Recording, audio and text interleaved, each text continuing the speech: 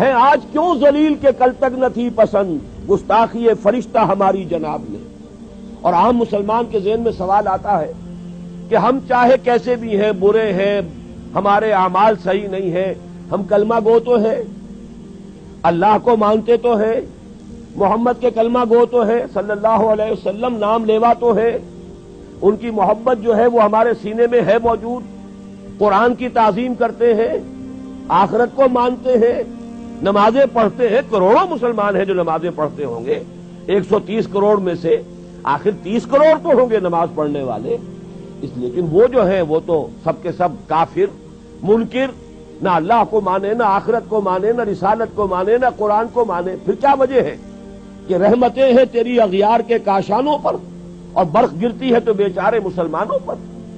اس موضوع پر الحمدللہ کہ میرے مضامین نوائے وقت میں چھپ چکے ہیں، اور اب چونکہ وہ تکمیل کو پہنچ گیا، سلسلہ کتابی شکل میں بھی آ جائے گا۔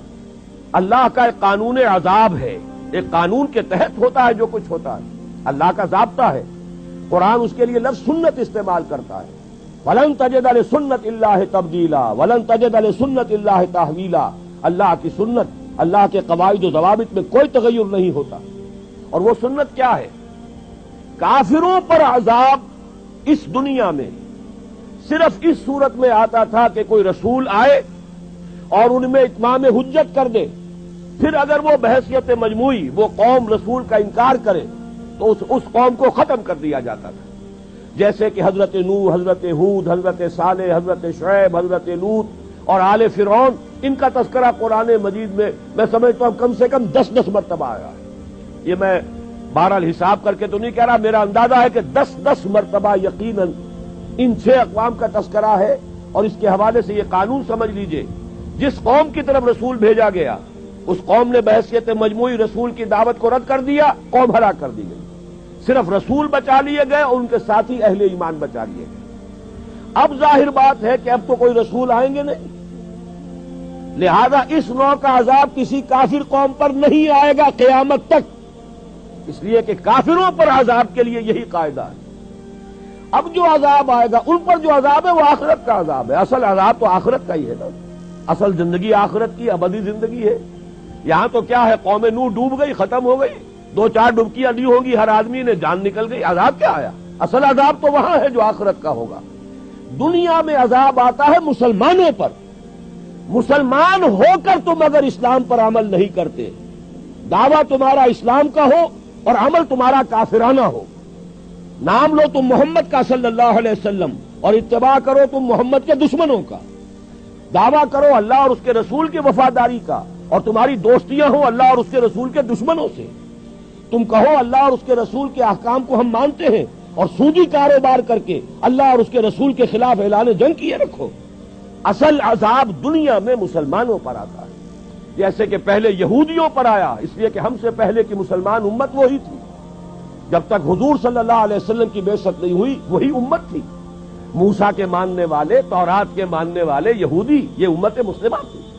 لیکن ان پر کیسے کیسے عذاب آئے، نبوکدنضر کے ہاتھوں برباد کرایا گیا، کبھی پھر یونانیوں کے ہاتھوں تباہی آئی، کبھی رومیوں کے ہاتھوں تباہی آئی۔ اس صدی میں بھی آپ نے دیکھا، اگر آپ بھولے نہ ہو کہ یہ صدی کے وسط میں ہٹلر کے ہاتھوں 60 لاکھ یہودی قتل ہوا ہے۔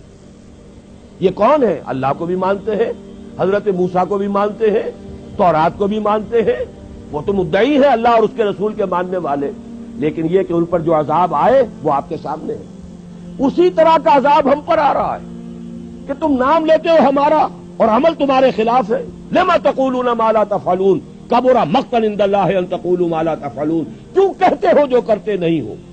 اللہ کے غضب کو اور اللہ کے غیظ کو اور غصے کو بھڑکانے والی ہے یہ بات کہ تم کہو جو کرتے نہیں۔ یہ ہے اصل سبب، اصل مجرم ہم ہیں، ہم دوہرے مجرم ہیں۔